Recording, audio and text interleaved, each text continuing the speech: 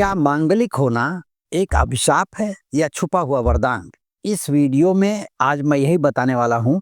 इस वीडियो को पूरा देखिए। इस चैनल को अगर आपने सब्सक्राइब नहीं किया है तो सब्सक्राइब जरूर कर लें ताकि समय पर वीडियो आप तक पहुँच सके। नमस्कार, मैं ज्योतिषी आर्यत सोनी पिछले 41 वर्षों से यंत्र मंत्र तंत्र रत्न दान दक्षिणा पूजा पाठ होम हवन जप तप और रुद्राक्ष के द्वारा लोगों की समस्याओं का समाधान करता रहा हूँ।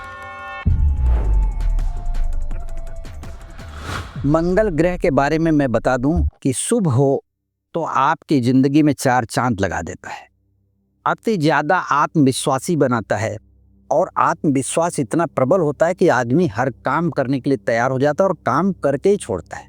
किसी का साथ देना हो तो बहुत ही दिल से साथ देता है। अगर मंगल शुभ हो तो उसके पास ज़मीन जायदाद तमाम बिल्डिंगें तमाम भूमि का वो मालिक होता है और उसके पास कभी भी धन की कमी नहीं रहती। उसी तरह से अगर अशुभ मंगल हो जाए तो आदमी के धन को तो बर्बाद करता है, साथ ही साथ वो भाई से मतभेद करवाता है, मित्र से मतभेद करवाता है, अचानक दुर्घटना करवाता है। कोर्ट कचहरी का काम हमेशा उसका लगा ही रहता है, कभी भी उसे मुकदमे से फुर्सत नहीं मिलती। ऐसी स्थितियों में मैं आपको बताऊं कि अगर मंगल दूषित हो या मंगल आपकी जन्म कुंडली में पाप ग्रह के साथ बैठा हो, उपाय तो मैं बता रहा हूं, लेकिन मैं आपको बता दूं, चाहे मैं कहूं या कोई भी कहे, मंगल खराब हो तो कभी भी मंगल का रत्न मूंगा धारण नहीं करना चाहिए। क्योंकि अगर आपके घर में कोई नाराज होकर के बैठा है और आपने उसको तलवार पकड़ा दिया तो मंगल बद है, मंगल खराब है और आपने मूंगा पहन लिया तो आपने तो उसको सपोर्ट किया। तो इसलिए मंगल का रत्न मूंगा मंगल खराब होने पर धारण नहीं करना चाहिए। जन्म कुंडली में मंगल की दशाएं, मंगल की अवस्था, मंगल ग्रह का किस ग्रह के साथ होना, ये सब अलग अलग बातों को दर्शाता है। लेकिन मैं कुछ बातें आपको बता दूं जो मांगलिक कुंडली के बारे में कहा गया है। वो ये कहा गया है कि यदि लग्न में मंगल बैठा हो जन्म कुंडली में तो पति पत्नी में संबंध विच्छेद करवाता है, यानी तलाक करवा देता है। ये किसी विशेष ग्रह की, शुभ ग्रह की अगर दृष्टि नहीं है तो तलाक होगा ही होगा।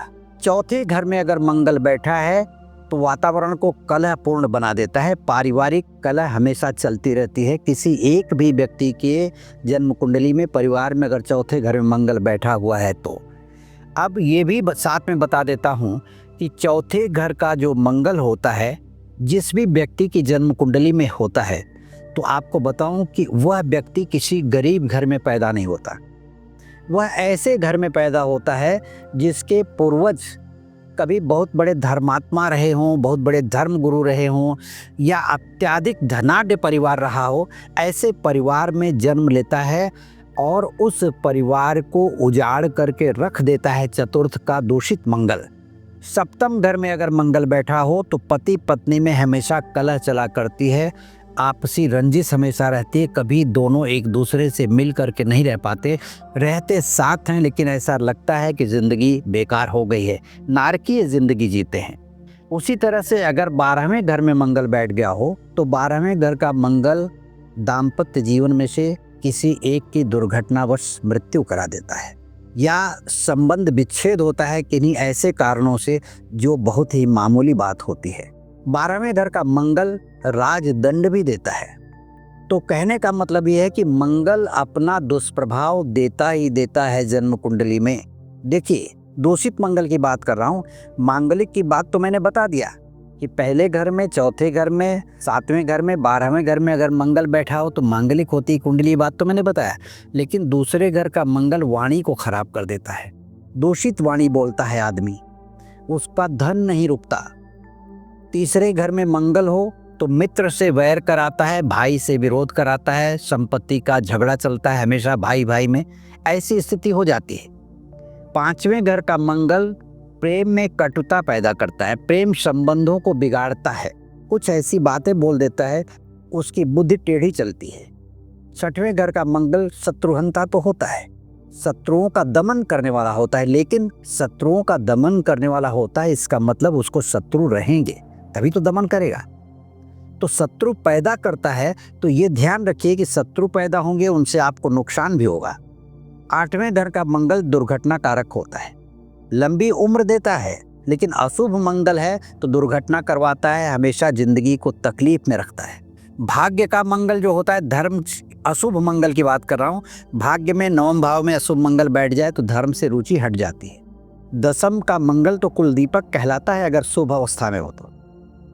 शुभ मंगल अगर 10वीं में बैठा हो तो व्यक्ति कुल दीपक होता है। वहीं अशुभ मंगल अगर बैठ जाए तो व्यक्ति के कारोबार को, नौकरी को तहस नहस करके रख देता है। इनकम के घर में 11वें घर में अगर मंगल बैठ जाए तो थोड़ा सा कम दुष्प्रभावी होता है, दुष्प्रभाव देता है अगर अपने अशुभ ग्रह के साथ बैठा है या अशुभ राशि में बैठा है। लेकिन क्या होता है, 11वें घर का मंगल उतना कष्ट नहीं देता। कहते हैं तृतीय एकादशे शनि, तृतीय एकादशे राहु, तृतीय एकादशे भौमा यानी मंगल, सर्व दोष शांते, लेकिन वो शुभ ग्रह के साथ बैठा हो। 12वें घर का मंगल मैंने बताया कि मांगलिक बनाता है, राजदंड का भय रहता है और कोई न कोई ऐसी गलतियां करता है जिससे उसे सरकारी महकमे से कष्ट पहुंचता है।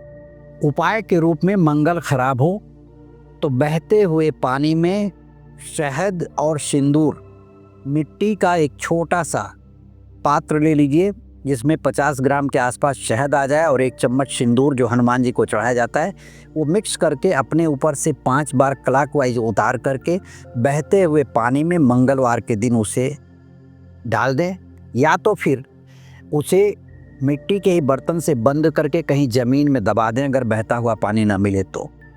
दूसरा उपाय है कि मंगलवार के दिन से शुरू करें, प्रत्येक दिन हनुमान चालीसा का पाठ करें।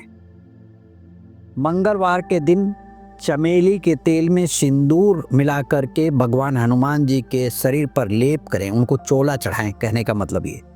चौथा उपाय है मंगलवार के दिन ध्वजा यानी झंडा, लाल रंग का झंडा बनवा करके किसी भी हनुमान जी के मंदिर में ले जा करके चढ़ा दें और वहाँ बैठ करके बजरंग बाण का पाठ करें। इस प्रकार से आप यदि नियमित यह उपाय करते हैं, पूजा करते हैं, मंगल का बुरा प्रभाव जो आपकी जन्म कुंडली में है वह नहीं आएगा और आपका जीवन सुचारू रूप से चलता रहेगा। वैवाहिक जीवन में यदि कटुता है तो उस वैवाहिक जीवन की कटुता के लिए दोनों व्यक्तियों की जन्म कुंडली में मंगल की स्थिति क्या है वह देख करके ही परामर्श दिया जा सकता है। ऐसे में कभी भी आप बिना जन्म कुंडली दिखलाए, बिना जन्म कुंडली का विश्लेषण करवाए किसी भी प्रकार का डिसीजन ना लें। मैं कहता हूं कि दुनिया में हर चीज़ का समाधान है।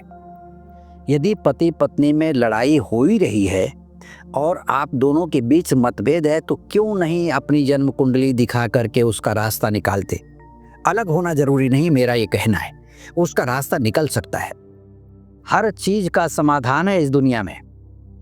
यदि कोई व्यक्ति समाधान चाहता है तो उसके लिए बहाने कर रहा है तो अलग बात है। तो मेरा कहना है कि आप जन्म कुंडली का विश्लेषण जरूर करवाएं। मंगल ग्रह क्रूर जरूर है लेकिन खराब नहीं है। खराब होता है लेकिन उसके लिए अगर आप कहीं भी उपाय नहीं करते तो, जैसे एग्जाम्पल के तौर पर अगर कोई बुरा व्यक्ति है जिसे हम आज की भाषा में अपराधी कहते हैं, गुंडा कहते हैं, अगर उसे आप रोज़ नमस्कार कर रहे हैं तो आप ये जान लीजिए कि आपकी ज़िंदगी में वो कभी भी कष्ट नहीं देगा। ग्रहों को प्रणाम करना, किसी भी ग्रह की पूजा करना, वह आपके हित में अपना आशीर्वाद बरसाएंगे। जन्म कुंडली का विश्लेषण करवाने के लिए या मुझसे व्यक्तिगत रूप से संपर्क करने के लिए आप इस वीडियो के नीचे दिए गए लिंक पर क्लिक करके आप मुझसे संपर्क कर सकते हैं। इस चैनल को अगर आपने सब्सक्राइब नहीं किया है तो सब्सक्राइब जरूर कर लें, लाइक करें, शेयर करें। अगर आपके मन में मंगल ग्रह के प्रति कोई विचार चल रहा हो मुझे लिख करके कमेंट बॉक्स में ज़रूर भेज दें ताकि मैं उसका समाधान आपको भेज सकूं। धन्यवाद, नमस्कार।